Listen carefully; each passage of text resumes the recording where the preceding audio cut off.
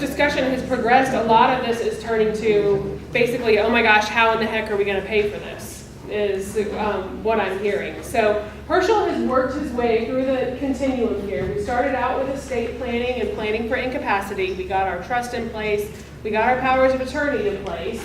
We avoided probate when Nell passed away. She passed away, everything was nicely titled in the trust. We moved everything over from her trust to Herschel's trust like it said to do. So we avoided that probate process.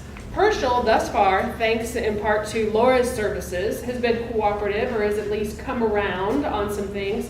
So we've also avoided the need for guardianship. Of course, the whole purpose of doing powers of attorney in the first place is to avoid guardianship, but it doesn't always work. If we've got a client with dementia, maybe, yes, she has named her daughter as her power of attorney. She's also named the guy who came by to clean the gutters as the power of attorney. She's also named, the bum down the street, or maybe the bum son, as the power of attorney. So even if we have some of this advanced planning in place, it doesn't mean that you're always going to be able to avoid the guardianship or conservatorship process. But thankfully with Herschel, we have been able to do that. So now we're moving on to public benefits, planning for long-term care. So Herschel has had the in-home care that was provided by Nancy. And so he had long-term care insurance for that. And so he had that long-term care insurance. The way long-term care insurance works is if I meet the criteria in the policy, I heard someone over here saying, check your policy, very specific, and Nancy was also spot on when she said, it's an insurance company, they're gonna try not to pay.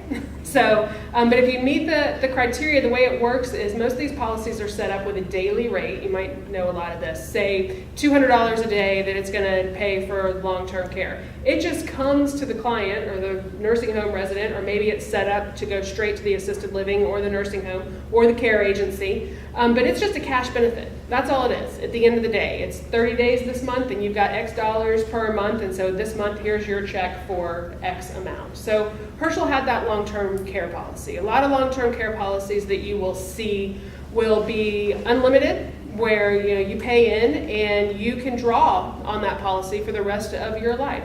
Obviously that's going to be a more expensive policy than a policy that is set up. We used to always see 3-year policies when the Medicaid look back was 3 years. Sometimes you would see 5 years. Now the Medicaid look back has extended to 5 years, which we'll talk about what that means in a few minutes. Now it might be more common to see a 5-year policy. But whatever that is, Herschel's policy was 3 years. Let's say he was at home for 3 years. He has now exhausted that policy. If he had not, as long as his policy said, we will pay for in-home care, we'll pay for assisted living, we'll pay for nursing care. Let's say he had only used 2 years of that policy on the in-home care, he could get the last year at assisted living when he moved in to that facility.